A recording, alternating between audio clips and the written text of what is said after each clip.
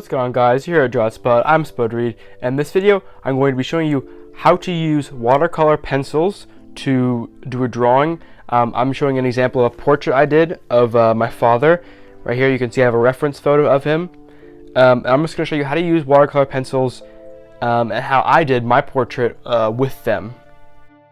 So as you can see, it's kind of like colored pencils in the sense where you are actually shading in and coloring in the values you want. Much lighter though. And then after you apply your colors and your values very lightly, you go in with a paintbrush and water, like watercolor, but you don't dip it in any paint. You just put water, you paint water on top of the already drawn in values you have for your color, which you've put in with your pencils. And it makes the colors pop up off the page, really bright, really rich. So you don't want to go dark when you're coloring with the watercolor pencils. You want to go pretty lightly, and it is similar to watercolor, whereas if you put too much water or too little water, the colors will be either lighter or darker depending on how much water you use. So you got to use so you want to use an even amount of water throughout the piece as you go along, painting in or adding water to the spots where you've already colored in with the colored pencils. And so as you can see, what I'm doing right now is I'm going through the specific colors. So first I did the vest, which is brown. So I used brown, I did a layer of brown with the colored pencil, and then maybe some yellows and maybe like a green or red.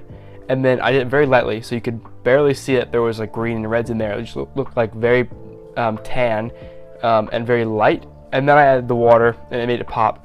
And now I'm doing the shirt, which is like blue. So I'm using the blue colored pencils. I go in, add the color, and then I add in water. And as you can see here, if you want to add in a darker value or lighter values after you've already applied water to the watercolor pencil shading you've already done, what I like to do is either just get my brush wet and then remove some of the colored pencil by just wiping it off with the wet brush like you would a normal watercolor painting. And then if you want to make it darker, what I've done is I like to maybe get my pencil wet and then kind of rub it briefly on the tip of the pencil, and then that gets some of the paint or some of the pigment onto the brush, and then I can then apply that onto the canvas or piece of paper I'm working on. And I like to mention that I have maybe done one other test run with these watercolor pencils. I haven't used them like at all. But after this piece and after using them more throughout the span of the weeks I've been using them, I really like them. You can get really rich colors. It's pretty evenly distributed as long as you shade well. Another thing I like about watercolor pencils is that they don't take too much time and they're pretty easy to use. If I were to just do this piece as a colored pencil drawing, it would take me probably triple the time or quadruple the time to actually draw in all the values with like Prismacolor than it would to paint this. So it's faster. Now, not as fast as some medias like just straight up watercolor or pen, although pen and ink, depending on what style you use. So if you use like pointillism, then that can take a while, maybe even longer than a colored pencil drawing. I like stippling. It's one of my favorite types of techniques to use. I'll link a video of me doing some of that right now. But other techniques like cross hatching or hatching, that could take less time than say a watercolor pencil drawing or just a Prismacolor pencil drawing. And as you can see here, I'm adding in the values for like the face and the neck. I'm going with like the main skin tone, which is like a pinkish hue, and then I'm going to go in and add some like oranges and browns, because the skin tone isn't completely pink. It's more like brown and ruggedy. More brown and rugged, not just completely pink. And then, as you can see here, I go and add the water, and the colors just pop right off the page. So yeah, they're easy to use, they're fun, their colors pop, they're really rich. Unlike pen and some Prismacolors and markers, like I said, if you want to make an area lighter, you can just it's like a watercolor. You can add water to it, and it'll essentially like erase it or let you undo what you've done that you don't like. So I like that feature a lot. Right now I'm working on a just like a normal mixed media piece of paper, so the water doesn't, or the pigment and water doesn't bleed through and make my paper all wrinkly. I think the size is like 18 by 24, something around that size. But you can work on it on any size you want. You know, you can get some really cool, intricate, really vibrant, small character designs on a small piece of paper, or you can do big portraits like this, or big paintings. The technique you use in this is very similar to like Prismacolor pencils when you draw, because you do a layer and then you do another layer, but with this one, with these pencils, watercolor pencils, you do the first layer, you know, drawing it, and then you go in and add different layers of watercolor to it. You know, if you want to, you do the first layer of water to make it all pop, and then you do a second layer to maybe add in some darks or some light values. You keep adding, and it builds to the piece. I like that feature a lot.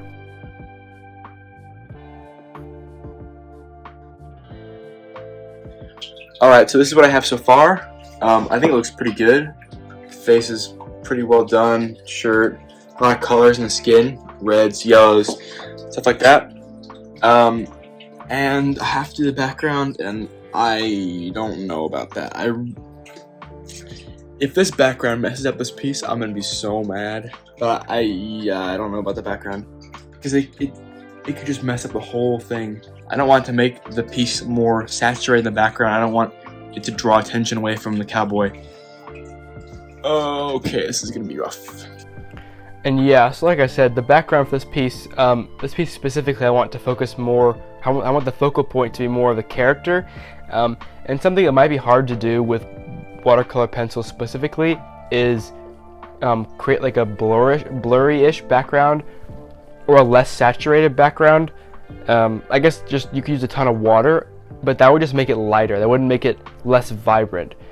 So I would just have to use a different media, because as you can see here, I think I did pretty well with the background, though it is pretty saturated, pretty vibrant. But I think it's what you get for just using watercolor pencils. You can't go.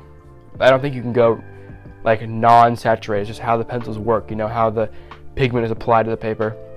But yeah, so in the future, if you want to do like a non-saturated background, I might use colored pencils or like a marker that won't be as saturated as the foreground painting. And here is the final piece. I think it looks pretty good. Got the piece matted, so it has a nice frame to it. And yeah, if you want me to do any other videos where I explain different medias, different techniques, let me know in the comments. And I'll see you in the next video. Thank you for watching.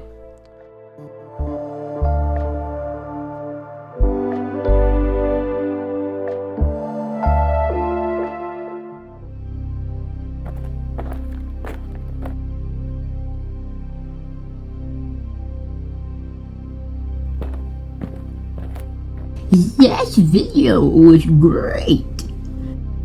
I must watch another. Subscribe.